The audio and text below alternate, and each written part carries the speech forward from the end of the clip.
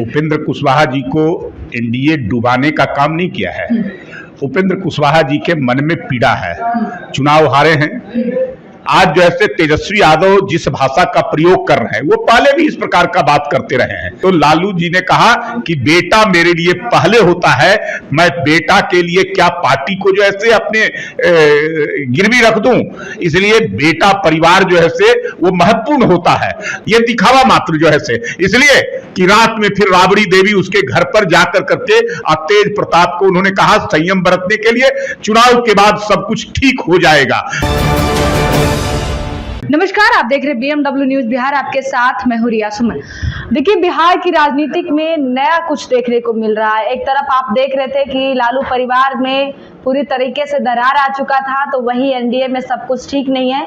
एक बयान सामने आया है उपेंद्र कुशवाहा का। उन्होंने कहा अगर एनडीए ने मुझे डुबाने की कोशिश किया तो मैं एनडीए को डुबा दूंगा। उन्होंने चेताया एनडीए को। वहीं आप चिराग पासवान का पोस्टर देख रहे होंगे। चिराग ने कहा बिहार विधानसभा चुनाव लड़ेंगे।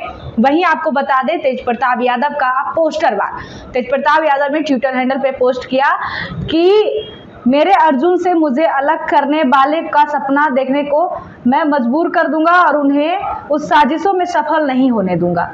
वहीं कृष्ण की सेना तो तुम देख ही सकते हो, लेकिन खुद कृष्ण को नहीं हरा सकते हो।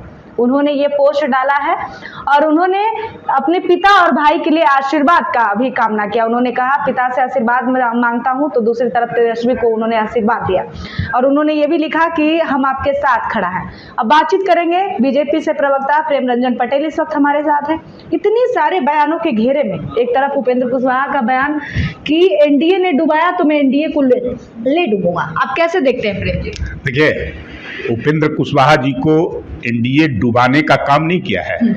उपेंद्र कुशवाहा जी के मन में पीड़ा है, चुनाव हारे हैं, कारण जो भी रहा हो, लेकिन वो चुनाव हारे। लेकिन एनडीए ने ही उनको, खास कर करके भारतीय जनता पार्टी ने उनको सम्मान भी करने का काम किया। उनको राज्यसभा में भेजा, उनके सम्मान को पूरी तरह से बरकरार रखने का काम किया है।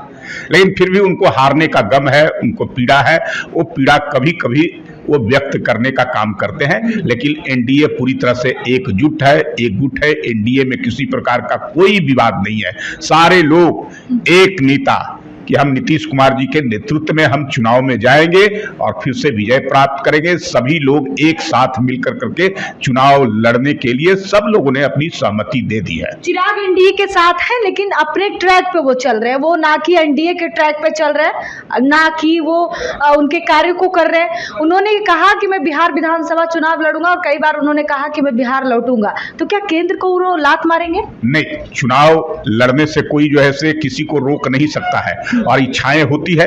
अगर बिहार में उनको काम करने का, बिहार में सेवा करने का अगर उनकी इच्छाएं हैं तो इच्छा जो है विधानसभा के चुनाव के माध्यम से जो है वो कर सकते हैं। लेकिन उन्होंने सीधे तौर पे जो है कहा है कि एनडीए में मुख्यमंत्री के लिए कोई वैकेंसी नहीं है। नीतीश कुमार जी मुख्यमंत्री हैं, नीतीश कुमार जी के नेतृत्व में ही पूरा एनडीए चुनाव में जाने वाला है। इसलिए एनडीए के सवाल पर जो है कोई विवाद है ही नहीं, नेतृत्व के सवाल पर कोई विवाद है ही नहीं। अगर किसी की इच्छाएं होती है, अगर जो ऐसे हम बिहार के अंदर में बिहार के लिए कुछ कर सके तो ये अपने आप में जो है बिहार के लिए अच्छी बात है। तेज प्रताप यादव का जो ट्विटर हैंडल पे पोस्ट हुआ जयचंद को लेकर, उन्होंने कहा परिवार के अंदर, परिवार के बाहर पार्टी में भी शामिल है जयचंद, जिसके वजह से पार्टी टूट रहा है, परिवार बिखर रहा है। क्या लग रहा है ये जयचंद कौन है?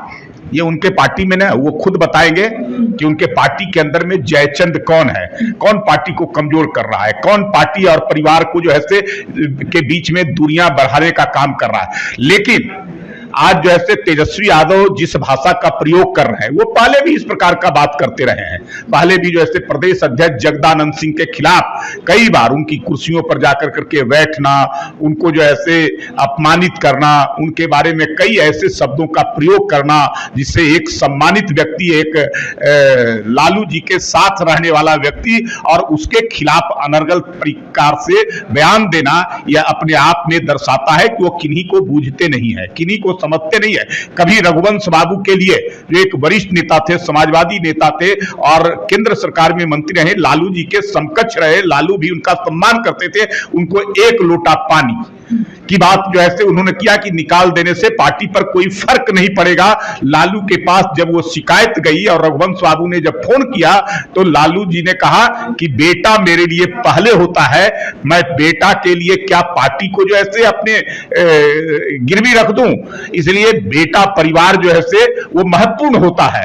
तो लालू जी ही सह देते रहे हैं, इसलिए जो भी जयचंद है उस पार्टी के अंदर में उसकी पहचान तो खुद तेज प्रताप करेंगे और लालू करेंगे कि कौन जयचंद है, कौन जो है आपस में दोनों की दूरियां बढ़ाने का काम कर रहे हैं, वो उनको चिन्हित करना है। लेकिन इतना जानते हैं कि वो पूरा परिवार सत्ता के लिए व्याकुल है, उनके लिए कुछ नहीं है महत्व, केवल सत्ता चाहिए, एन केन प्रक्रेन सत्ता चाहिए। उनको लगा कि अगर हमको राजनीति में नुकसान होगा तो तेज प्रताप को वो पार्टी से और परिवार से बाहर करने का काम, ये केवल दिखावा मात्र था, ये दिखावा मात्र जो है इसलिए कि रात में फिर राबड़ी देवी उसके घर पर जाकर करके तेज प्रताप को उन्होंने कहा संयम बरतने के लिए, चुनाव के बाद सब कुछ ठीक हो जाएगा।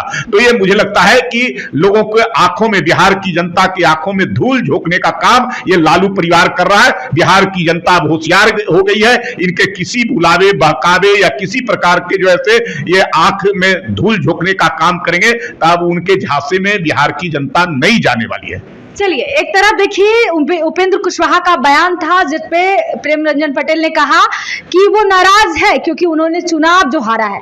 हालांकि एनडीए में सब कुछ ठीक इन्होंने बताया, दूसरी तरफ इन्होंने चिराग को लेकर कहा कि लड़ सकते हैं चुनाव, दिक्कत क्या है, केंद्र को लात मारने की जरूरत नहीं बल्कि बिहार में एक चुनाव वो लड़ सकते हैं। दूसरी तरफ आप तेज प्रताप यादव का बयान को लेकर आपने सुना, इन्होंने साफ तौर पे कहा कि कौन है ये जयचंद जिसके वजह से लालू परिवार में दरार आ रहा है, आखिर कौन है ये जो परिवार और पार्टी से तेज प्रताप यादव को अलग किया। आपको क्या लगता है कमेंट में जरूर बताएं। बहुत बहुत धन्यवाद।